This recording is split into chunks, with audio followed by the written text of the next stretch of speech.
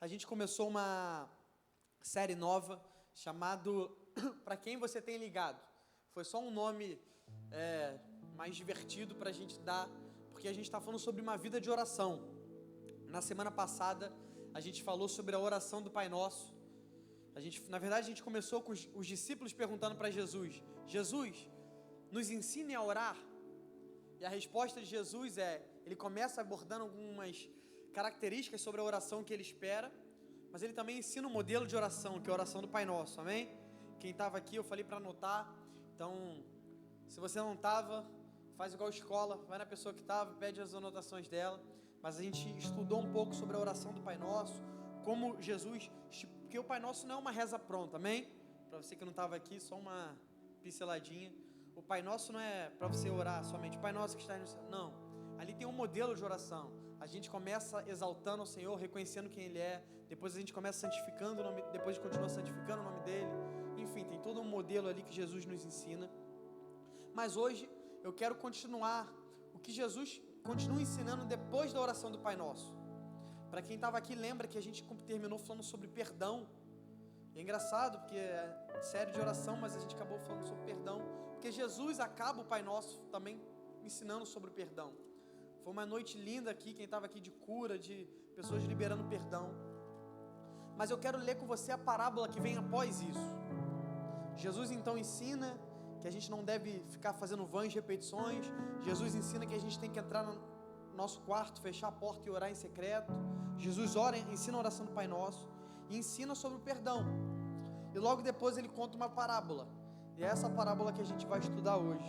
Amém? Quem aqui está com fome e sede para aprender um pouquinho mais sobre Jesus, sobre oração? Lucas 11, a partir do versículo 5.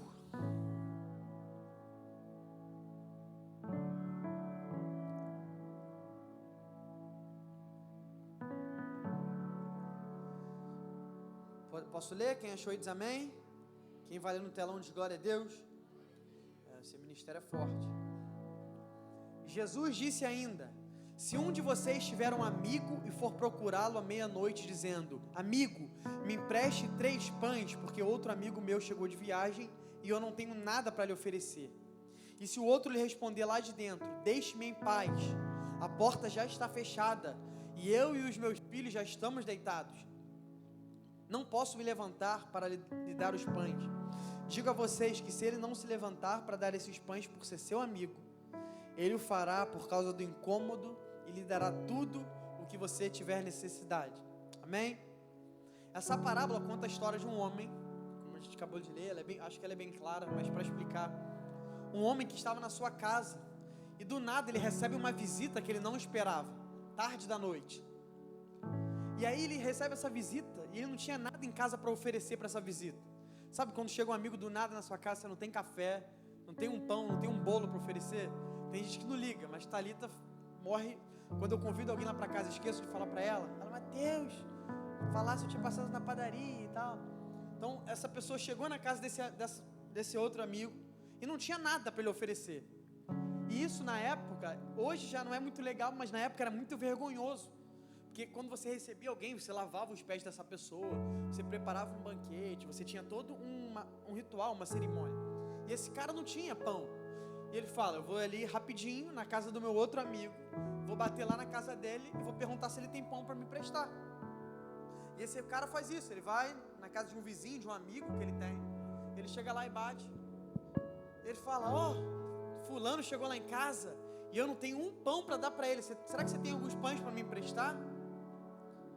Só que outra coisa que a gente tem que entender do contexto dessa época também, que as casas não eram como as casas de hoje. Amém? Não era a facilidade que a gente tinha hoje. As portas durante o dia ficavam abertas.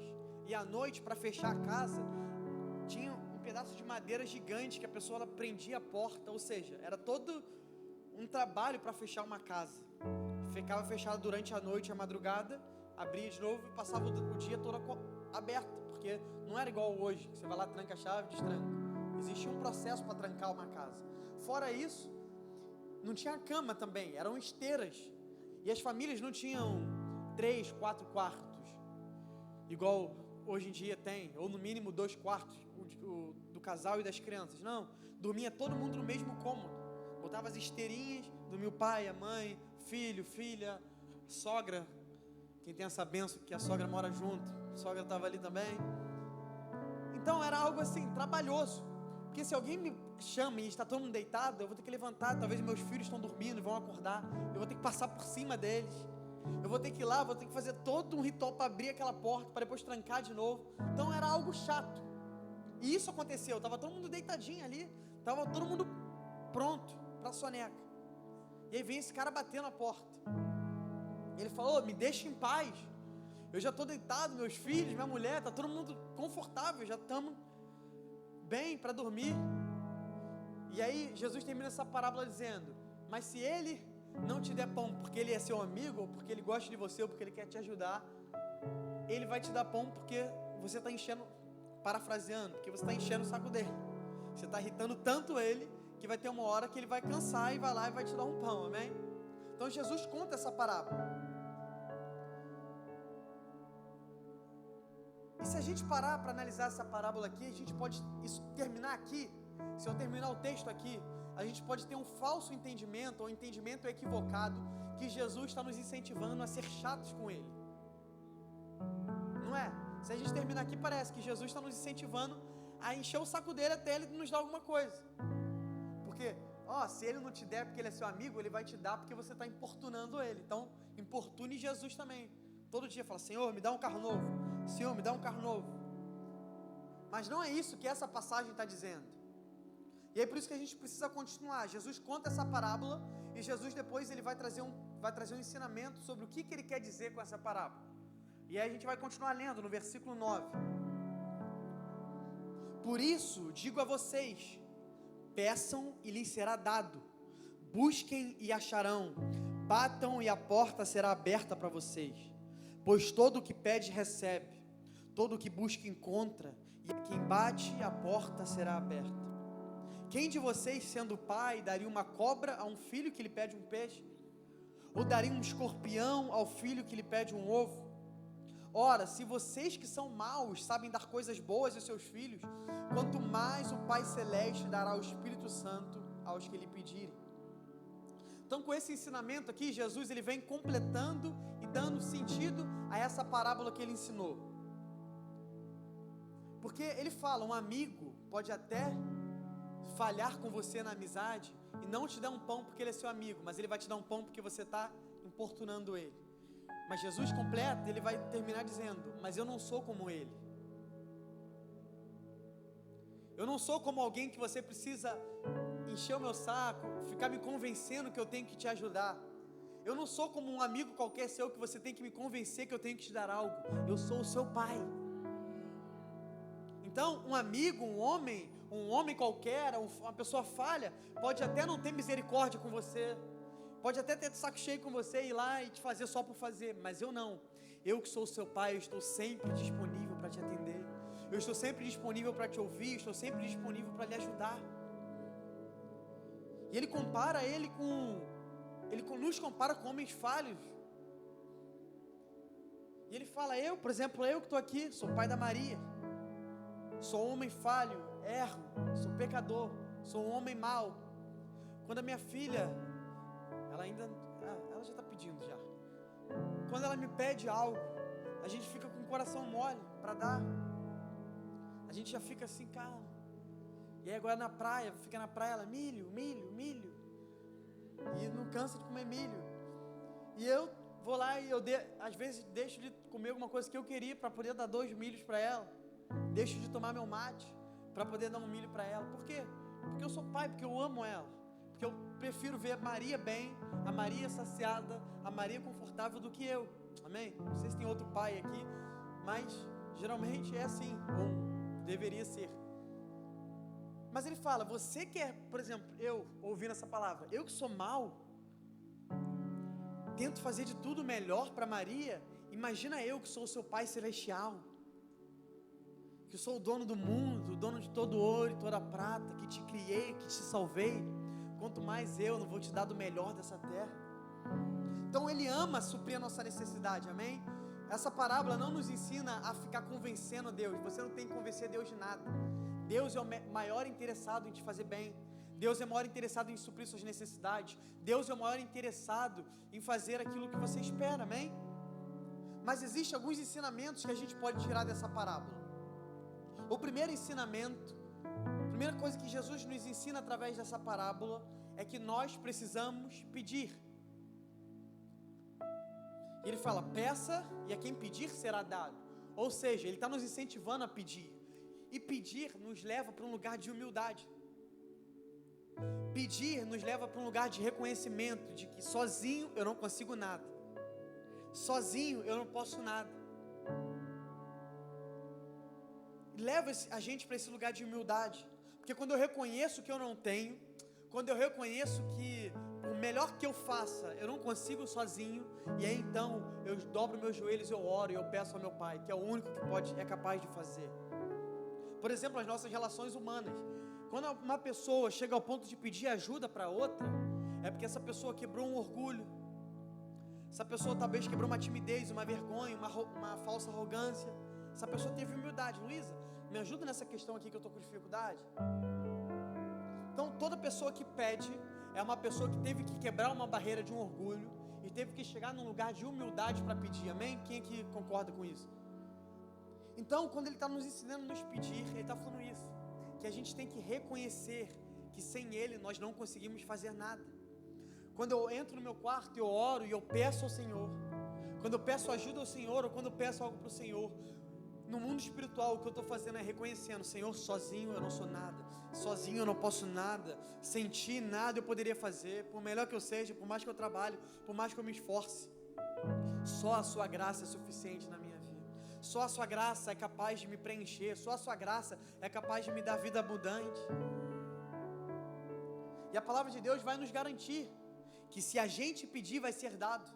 Não sou eu que estou dizendo isso, não é um pastor pregando uma palavra de prosperidade aqui, te afirmando isso. Não, a Bíblia está dizendo, peça e lhe será dado. Porque todo aquele que pede, recebe. E a Bíblia vai dizer em outro momento, porque tem muitas vezes que a gente não recebe, porque a gente pede mal, ou não sabe pedir. Vocês não recebem porque não sabem pedir, ou pedem mal. Então, é vontade de Jesus nos ensinar a pedir, amém? Não é errado, porque às vezes também, por mais que tenha crente que é pidão, tem crente pidão, não tem? Eu sou às vezes também, cara, tem que confessar. Mas também tem crente que tem tanto, chegou ao contrário disso. Sabe, não vou pedir nada para Deus, sabe? E a gente aprendeu na semana passada, que a Bíblia Jesus vai falar, eu sei tudo o que vocês precisam, mas mesmo assim Ele nos incentiva a pedir, amém? Ele quer que a gente esteja nesse lugar de humildade. É algo até meio paradoxal, porque Ele sabe exatamente o que a gente precisa, mas Ele também deseja que a gente entre nesse lugar de humildade para pedir. Então Ele sabe o que a gente precisa, mas está esperando você pedir. E tem tanta coisa que o Senhor ainda não fez, porque você não pediu. Já percebeu que tem várias coisas que a gente fala, cara, não aconteceu isso ainda na minha vida, e às vezes você nem parou para pedir, e outras você está pedindo demais também. Mas é isso, a primeira coisa que Ele nos ensina é, peça e lhe será dado. E a segunda coisa que Ele vai nos ensinar é, não só peça, mas busque. E o que significa buscar? Nós precisamos buscar. O que significa isso? Buscar é pedir, mas é pedir e agir.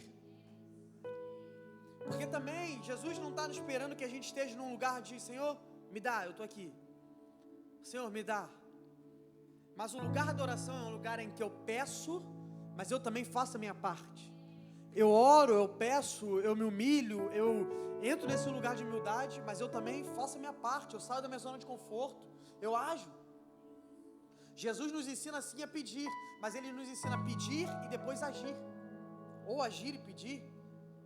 Nossa oração, nosso lugar de oração não deve e não pode ser um lugar passivo.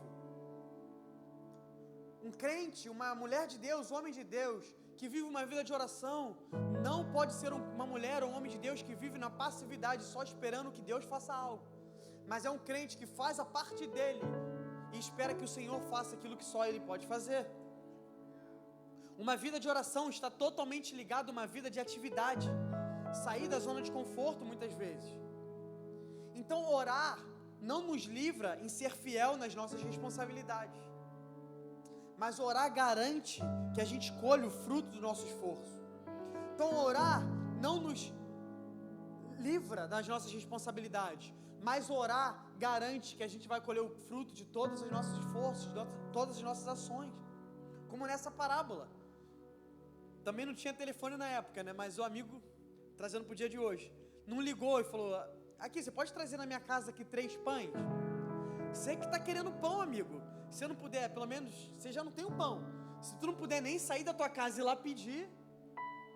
Então foi isso que ele fez. Eu não tenho, eu vou lá pedir. Mas isso exigiu um pedido, mas exigiu um esforço também de sair de casa e ir até lá. Mas muitas vezes a gente está aqui dentro da casa e pedindo. E tem tantas coisas que o Senhor não fez, não é porque Ele não quer fazer, mas é porque você ainda não fez sua parte. E aí você ora: Senhor, eu quero ser, ser missionário nas nações. Eu quero pregar o Evangelho nos 5 continentes. Amém? Mas você nem tirou seu passaporte ainda. Você nem parou para estudar inglês, espanhol, sei lá que língua tu quer aprender. E aí você está orando: Senhor, me envia. Mas você fala: eu nem posso te enviar. Você vai ser barrado na imigração lá desse país, você não tem passaporte. Entende? Foi um exemplo bobo, mas em todas as ocasiões da nossa vida, nós precisamos fazer a nossa parte. Nós precisamos agir. Nós precisamos chegar em um lugar e dizer: Senhor, tudo que eu podia fazer eu já fiz. Senhor, tudo que está na minha mão, que minha mão pode alcançar, tudo que humanamente falando eu posso fazer, eu já fiz. Agora é só o Senhor. Amém? Esse é o lugar de oração. Então peça, mas busque. Buscar tem a ver com se sacrificar. Buscar tem a ver com agir. Buscar tem a ver com fazer. Amém? Ele também vai garantir: todo aquele que pede será dado, e todo aquele que busca vai achar. Isso é uma garantia na Bíblia. Todo aquele que busca acha. Se você está fora dessa zona de conforto, se você tem feito a sua parte, e se você tem vivido uma vida de oração, você pode ter certeza, você vai achar, o Senhor vai te dar. Amém? Então Ele ensina: peça, busque, e por último Ele ensina: bata a porta. E aqui Ele está nos levando a um conhecimento ainda mais profundo. Na verdade, Ele está nos levando a nossa vida de oração ainda para um lugar mais profundo. Porque primeiro, peça. Depois, peça e haja, busque. E agora, bater a porta quer dizer com perseverança. Bater a porta quer dizer perseverar. Então Ele não está só nos chamando, não está nos convidando a pedir, nem só pedir e agir, mas Ele está nos convidando a perseverar nesse lugar. Perseverar num lugar de oração, perseverar numa vida com Ele, perseverar numa vida devocional. E esse talvez seja a maior dificuldade nossa, porque a gente ouviu essa série. Hoje eu estava conversando com alguns líderes GC, eles me contaram que já tem alguns testemunhos de pessoas que melhoraram a vida de oração nessa semana, pessoas que já colheram frutos de oração essa semana, amém? E eu creio que vai ser mais ainda nessa próxima. Mas isso não pode ser algo que vai durar março, abril. Isso precisa ser algo que nós vamos perseverar por toda a nossa vida. Porque primeiro, a oração não é para a gente receber. Primeiro, a oração é para a gente ter intimidade, amém? Não que receber está errado, mas... Porque depois que o Senhor te dá, tu vai parar de orar? Depois que esse namorado ou namorada chegar, você vai parar de orar? Depois que esse carro novo chegar, você vai parar de orar? Depois que esse ministério finalmente chegar o tempo de você fluir no seu chamado, você finalmente tirou o passaporte, Deus te enviou pelas nações. Eu vou viajar de avião. Essa aí só quem é muito raiz pega. Então finalmente eu estou viajando de avião pelas nações, o Senhor tem me levado. E aí você vai parar de orar?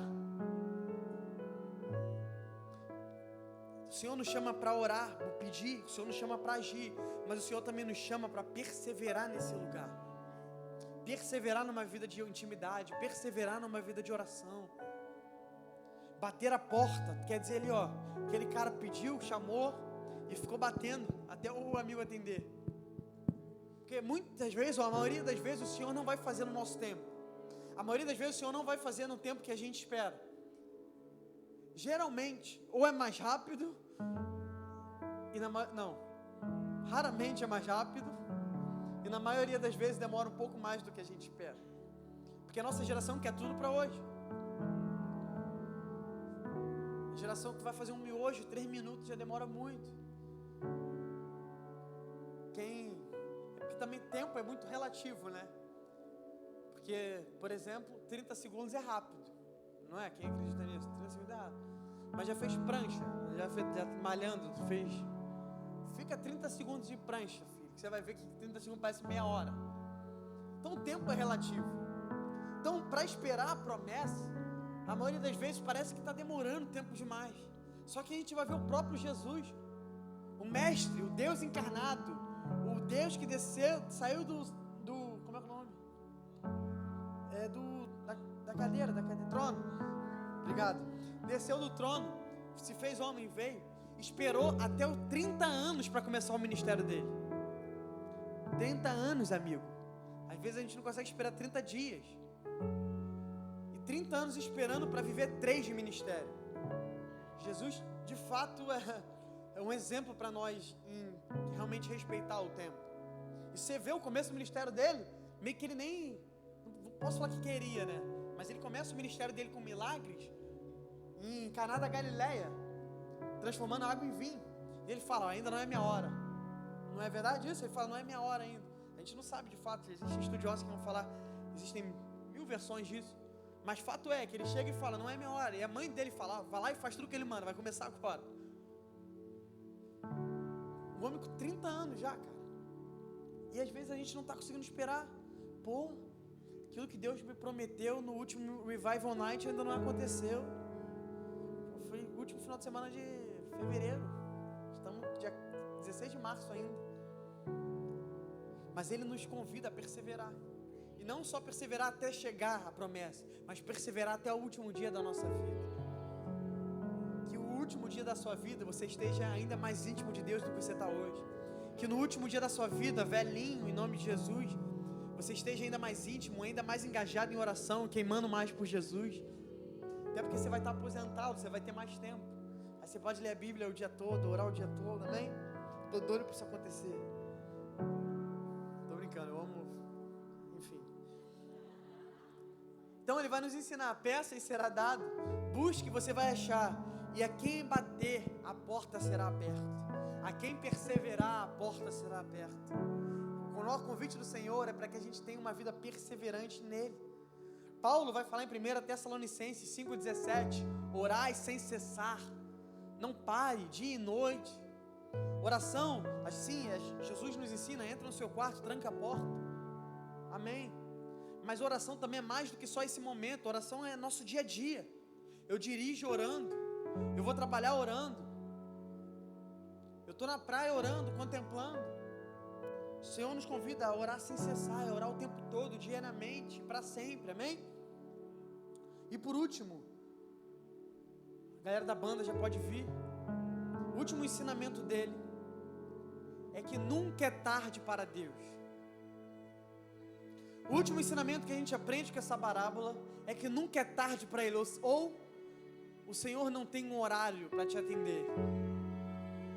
Essa parábola vai contar que era tarde da madrugada. Um amigo pode se sentir importunado por isso, mas Jesus não. Jesus não tem hora nem lugar para te atender. Jesus não tem hora nem momento específico para te ouvir. Ele está disponível para nós 24 horas por dia. A hora que nós precisamos de socorro, Ele é o nosso socorro bem presente na hora da angústia. Na hora que nós estamos tristes, Ele está ali para ser a nossa força, a alegria dEle ser a nossa força. Na hora que nós estamos cansados, Ele está ali disponível para nos renovar. Nunca é tarde para pedir ajuda. Nunca é tarde para começar uma vida de oração. Nunca é tarde para reconhecer que sem Ele você não pode nada. Talvez você está aqui me ouvindo e fala, pastor, parece que o tempo já passou, parece que não dá mais, parece que é impossível essas coisas acontecerem na minha vida. Eu já vivi nesse lugar, eu já tive intimidade com Deus, eu já fui crente, talvez estou afastado de viário, eu estou na igreja, mas parece que o tempo passou, é impossível que essas promessas se cumpram, é impossível que eu viva tudo isso que foi prometido para mim. E esse texto vai nos ensinar que nunca é tarde para Ele, Nunca é tarde para Deus. Eu me lembro da história de Lázaro. As irmãs dele, Maria e Marta, foram lá, chama Jesus, porque o nosso irmão está morrendo. E a Bíblia vai dizer que Jesus permanece ainda na cidade que ele está por algum tempo. Jesus demora aos olhos humanos para chegar. E Jesus chega. E quando Jesus está chegando, na verdade, Maria ou Marta, não me lembro, uma das irmãs, ela sai correndo em direção a ele. Fala: Senhor, ainda quer brigar com ele. Se você tivesse chegado antes, se você tivesse chegado mais cedo, daria tempo. Agora nosso irmão já morreu. Na verdade, não só morreu, como fazem 4 dias que ele está morto. Jesus, ele entra naquela cidade, Jesus vai até o túmulo. Eu não sei se você conhece essa história, mas depois de 4 dias daquele homem morto, fedendo já, cheirando mal, o homem dentro do túmulo, Jesus fala: rola pedra. E eles falam: Jesus, você está louco? Agora não adianta mais, você chegou atrasado. É tipo os homens querendo falar para Deus, querendo definir Deus dentro do tempo deles. Senhor, você chegou atrasado, tá doido? Você vai pedir para abrir essa pedra, vai pegar mal aqui, o cheiro vai sair, as pessoas vão ver o corpo dele já putrificando. Querendo ali, tipo: Jesus, a gente entende mais do que você do tempo. Ou Jesus, a gente sabe mais do que você. Jesus fala: rola pedra.